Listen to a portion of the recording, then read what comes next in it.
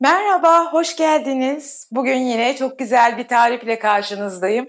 Hepinizin çok severek, beğenerek yiyeceğiniz bir tarif olduğuna inanıyorum. Umarım beğenirsiniz. Avrupalıların, Amerikalıların rösti dedikleri patatesten yapılan börek değil ama böreğe benzeyen çok güzel bir tarif bu. Gördüğünüzde inanın çok beğeneceksiniz ve severek yapacaksınız. Bazılarınız mutlaka biliyordur ama bilmeyenler için bir kere daha gösterip ve herkesin bu tadı tatmasını istedim. Hadi buyurun geçelim tarife.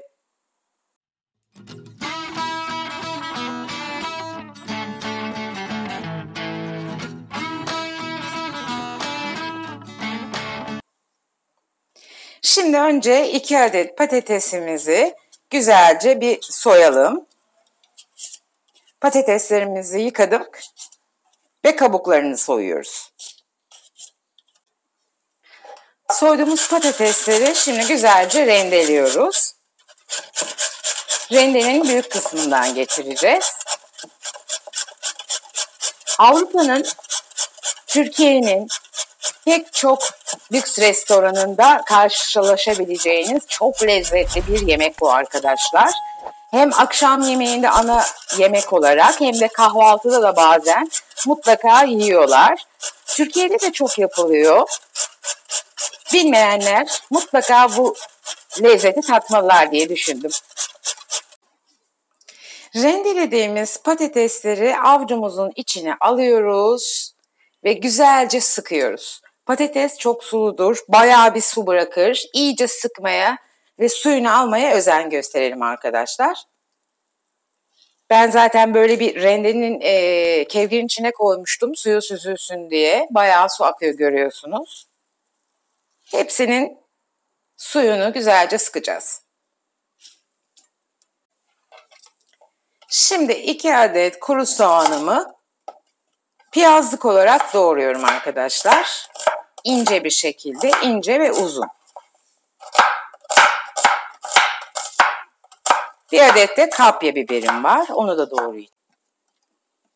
Doğradığım soğanlarımı tavamın içerisine alıyorum direkt.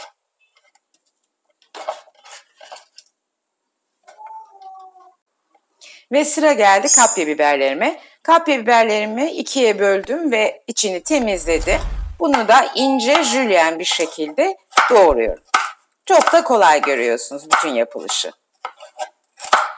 Beni nerelerden izliyorsunuz arkadaşlar? Hangi ülkelerden, hangi şehirlerden? Gerçekten çok merak ediyorum. Nerelerdesiniz, kimlersiniz? Tariflerimi deniyor musunuz, beğeniyor musunuz? Yorumlara yazarsanız çok sevinirim arkadaşlar.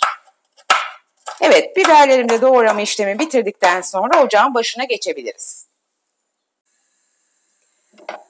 Tavama 1 yemek kaşığı tereyağını aldım. Soğanlarımı koymuştum jülyen biliyorsunuz. Bir 2 yemek kaşığı kadar da zeytinyağı ilavesi yapıyorum. Hemen üzerine 1 kaşık, 1 çay kaşığı kadar tuz ilave ediyorum. Soğanlarım daha güzel kavrulsun diye.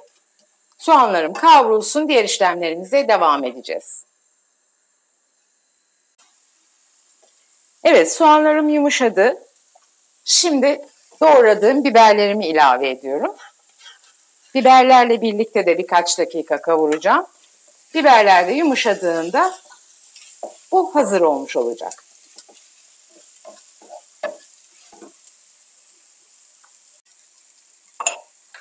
Biberler yumuşarken çok az daha tuz ilavesi yapıyorum. 1 çay kaşığı paprika, yarım çay kaşığı da karabiber koyuyorum. Bu iç harcını lezzetlendiriyoruz şimdi.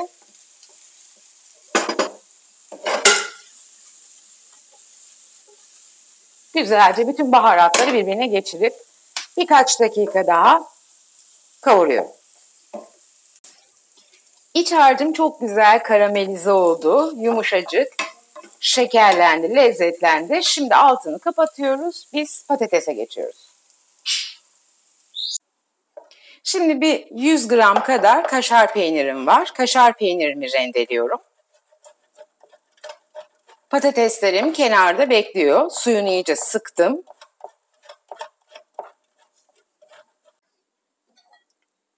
Şimdi bu sıktığımız patatesin içine 2 adet yumurtamızı döküyoruz. 3 yemek kaşığı kadar unum var. Onu ilave ediyorum. Tatlandırmak için 1 çay kaşığı paprika, yarım çay kaşığı kadar karabiber, yarım çay kaşığı da kekik koyuyorum. Biraz da tuz ilavesi yapacağım. Benim peynirim tuzlu değil. Tuzlu olanlar isterse koymayabilir ama patates çok tuz kaldırır biliyorsunuz. Lezzetli olması için koymanızı tavsiye ediyorum. Şimdi bu malzemeyi güzelce karıştırıyoruz. Hepsini birbirine geçiriyoruz. Hatta ben şöyle ikinci bir kaşık almak istiyorum. 2 kaşıkla daha güzel karıştıracağım. Bu arada başka bir tavamı ocağıma aldım. İçine 1 tatlı kaşığı tereyağımı attım. Şimdi ocağın başına geçeceğim. Bütün karışma işlemi bittikten sonra. Evet, tavamın altını yakıyorum. Tereyağımı koydum. Çok azıcık da biraz sıvı yağ, zeytinyağı damlatacağım. Ve tereyağımın erimesini bekliyorum. Tereyağım eridi. Şimdi bu patates karışımımı tavama alıyorum. Yarısını alıyorum. Yarısını ayırıyorum arkadaşlar. Ve güzelce tavama yayıyorum. Bunu bastıracağım iyice. Yarısını ayırmayı sakın unutmayın. Çok lezzetli olacak. Şimdiden kokusu bir harika. Güzelce bastırıyorum. Bütün tavaya kalıp gibi yayıyorum. Alttan bu arada ısı yüksek. Birazdan kısacağım ama. Gördüğünüz gibi kalıp gibi patateslerimin hepsini yaydım.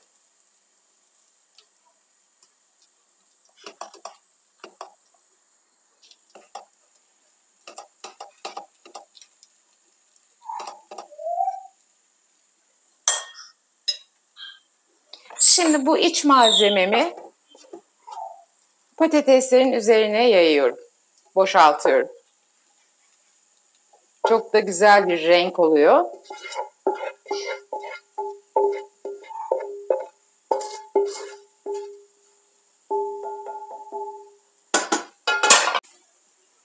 Şimdi bu rendelemiş olduğumuz kaşar peynirlerini iç harcımızın üzerine döküyoruz.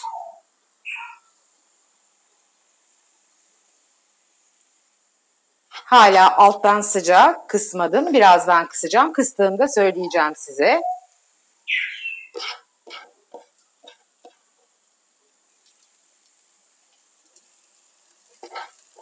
Bütün peynirlerimi boşalttım. Peynirleri de şöyle biraz yayalım. Ve kalan patateslerimizi üzerlerine ilave edip patatesleri de yayalım üstüne.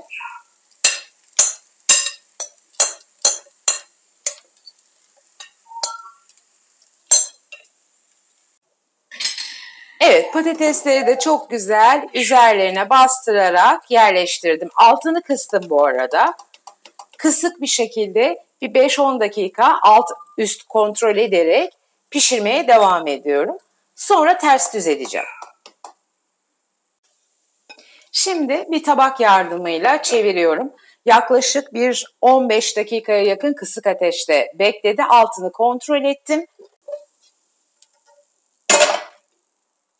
Çok güzel pişmiş altı. Diğer tarafını da aynı şekilde pişireceğiz. Şu an biraz açtım altının ısısını. Birazdan tekrar kısacağım. Bir 10 dakika daha kontrollü bir şekilde pişirmeye devam edeceğim.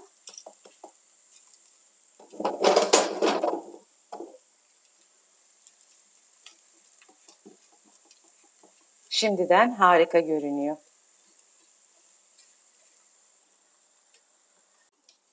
Evet arkadaşlar, nefis röştim pişti. Bir 10 dakikada diğer tarafını pişirdim. Şimdi çıkartıp Artık servis etme zamanı. Güzel röştümüzü şöyle bir görelim. Evet arkadaşlar, yemeğimiz hazır, röştümüz. Çok güzel kızardı, pişti. Şimdi kesip size bir de içini göstermek istiyorum.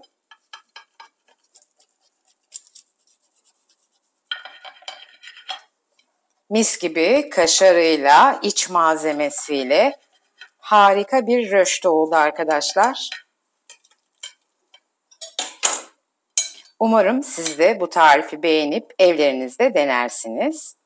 Şöyle göstermek istiyorum.